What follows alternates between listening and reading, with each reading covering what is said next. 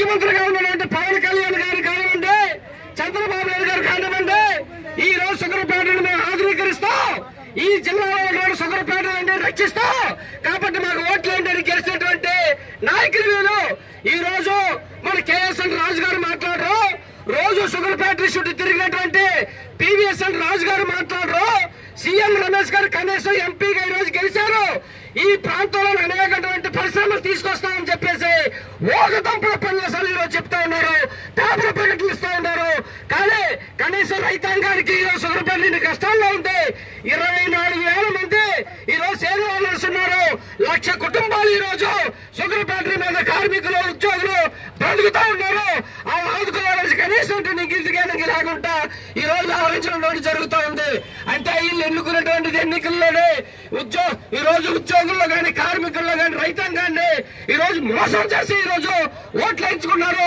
పవన్ కళ్యాణ్ గారు రోజు చెప్తారు, మేము ప్రశ్నించడానికి పార్టీ పెట్టాము, మేము ప్రశ్నిస్తాము, ఏ పార్టీని తొక్క తీస్తాం, తోలు తీస్తామని.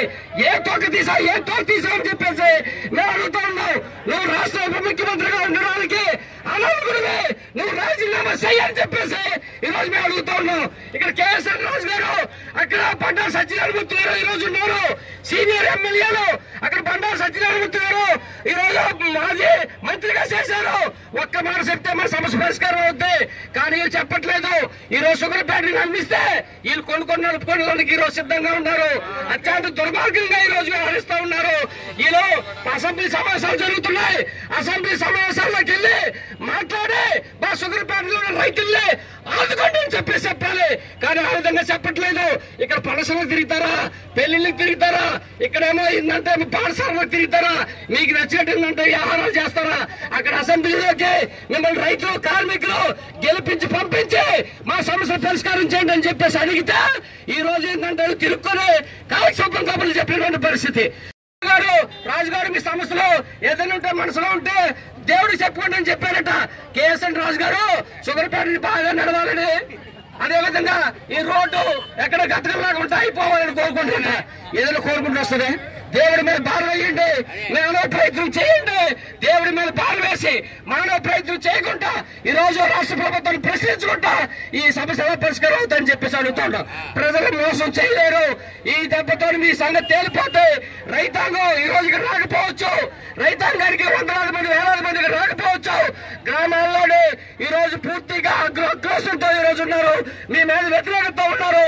మీరు గ్రామాల్లో తిరగనివ్వరని చెప్పేసి ఈ సందర్భంగా చెప్పదలుచుకున్నాం. కాబట్టి ఖాతాల వారీగా ఎక్కడికక్కడ నిలదీసి నాయకుల్ని నిలదీయడం ద్వారా మన పరిశ్రమను మనం కాపాడుకోవచ్చు. ఏకైక సుగరపేట ఇది 24,000 మంది కష్టాలతోనే, కార్మికులతోనే నడుస్తున్న సుగరపేటని మనం కాపాడుకోవడం కోసం సిద్ధం కావాలని చెప్పేసి మీ అందరికీ పిలుపునిస్తా ఉన్నాం. ఈ రోజు సుగరపేట సమస్యల వెంటనే పరిష్కారం చేయాలి. ఫ్యాక్టరీ వద్ద రైతులందరూ కూడా పెద్ద ఎత్తున ఆందోళన చేస్తా ఉన్నారు. ప్రధానంగా కోవాడ షుగర్ ఫ్యాక్టరీ ఏదైతే ఉందో దానిపై యొక్క పరిస్థితి చాలా అగమ్యగోచరంగా ఈ రోజు కనిపిస్తా ఉంది. దాదాపు 32,000 ఎకరాల్లోని చెరుకు ఆడేది, అటువంటిది 5 ఎకరాలు 6 ఎకరాలకి ఈ రోజు రైతులు చెరుకు అటువంటి తగ్గించుకోవడం అటువంటి జరిగింది. ఆ 5 ఎకరాలు 6 ఎకరాలు కూడా తీసుకొస్తే ఇక్కడ చెరుకు గానుగాట ఆడినటువంటి పరిస్థితి ఇక్కడ సక్రమంగా లేదు. ప్రతిసారి చెరుకు అటువంటిది ఆగిపోవడం వల్ల, బాయిలర్ ఆగిపోవడం వల్ల ఆ చెరుకు రసం అటువంటిది ఈ రోజు శారదా నదిలోకి వదిలేటువంటి జరుగుతూ ఉంది. శారదా నదిలోకి చెరుకు రసం వదిలేయడం అంటే రైతు యొక్క రక్తాన్ని వదిలేటువంటిది మేము భావిస్తా ఉన్నాం. అందుకని రైతు రక్తాన్ని ఈ రోజు శారదా నదిలో వదిలేస్తారని చెప్పేసి మేము ప్రశ్నిస్తా ఉన్నాం. ప్రభుత్వం ఈ రోజు రైతుల పట్ల, రైతాంగ సమస్యల పట్ల ఈ రోజు పట్టించుకునే పరిస్థితి లేదు.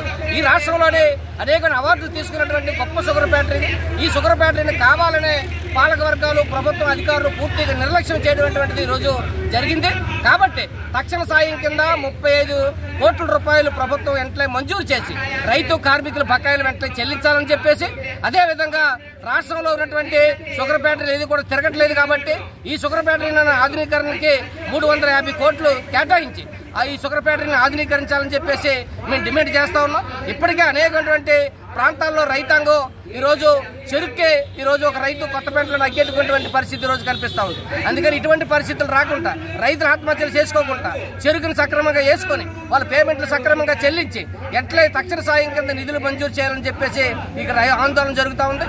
ఈ ఆందోళన కానీ పట్టించుకున్నట్లే పరిష్కారం చేయకపోతే మరిన్ని ఉద్యమాలు జరుగుతాయి. ఈ ఉద్యమాలు ప్రభుత్వం సవి చూడవలసి వస్తుందని చెప్పేసి మేము హెచ్చరిస్తూ ఉంటాం.